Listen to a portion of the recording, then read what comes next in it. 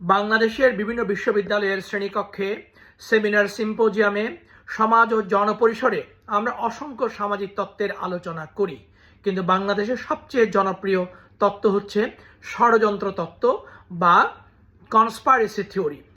1863 সালে একজন মার্কিন লেখক চার্লস অ্যাস্টর ব্রিস্টেট মার্কিন যুক্তরাষ্ট্রের সিভিল ওয়ারের কনটেক্সটে কনস্পাইরেসি থিওরির কথা প্রথম বলেন।